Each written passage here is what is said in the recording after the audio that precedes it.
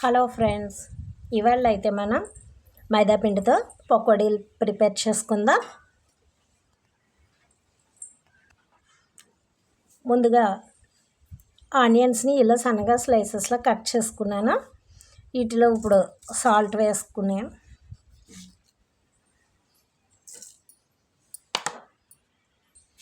Salt వేసుకుని మొత్తం వీటిని ఒకసారి కలుపుకుందాం. ఇలా సాల్ట్ వేసి కలిపిన తర్వాత సన్నగా కట్ చేసిన కొత్తిమీర, కరివేపాకు,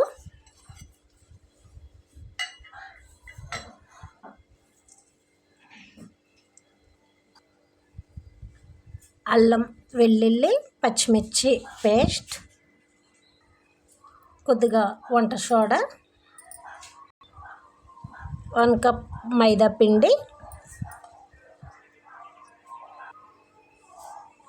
ఒక 2-3 టేబుల్ స్పూన్లు వరిపిండి తీసుకుంటే క్రిస్పీ దానికోసం, కొద్దిగా జీలకర్ర వేసి మొత్తం ఒకసారి కలుపుకుందాం.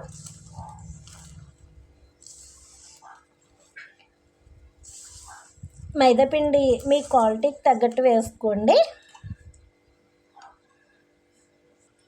ఒకసారి మొత్తం ఇలా కలిపిన తర్వాత కొద్దిగా వాటర్ యాడ్ చేసుకుందాం.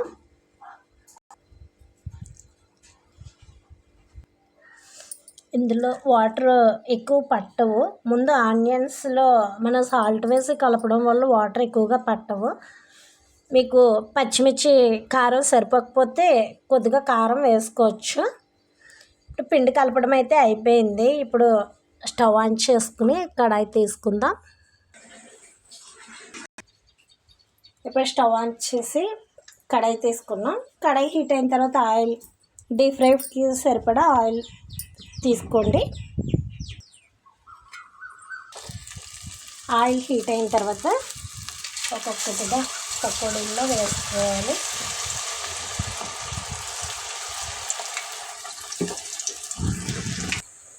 ఇప్పుడు శనగపిండితో పకోడీ కాకుండా ఇలా మైదాపిండి, గోధుమ పిండితో వేసుకోవటం ఈ వేసవికాలంలో మంచిది. గ్యాస్ ట్రబుల్ కొద్దిగా లేకుండా ఉంటుంది. నేనైతే ఎక్కువ ఇలానే చేస్తాను.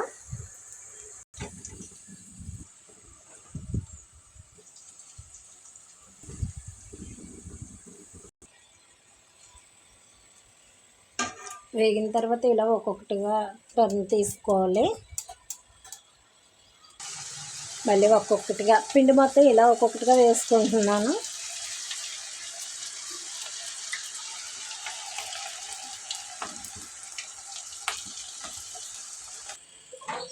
పకోడీలు అయితే వేయడం ఫినిష్ అయిందండి. ఇప్పుడు సర్వింగ్ ప్లేట్లోకి తీసుకుందాం.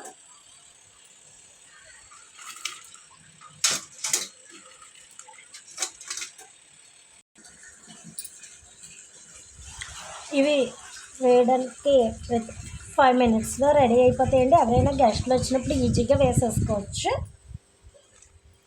ఒకసారి మీకు నచ్చితే లైక్ చేయండి, సబ్స్క్రైబ్ చేయండి. Thank you for watching.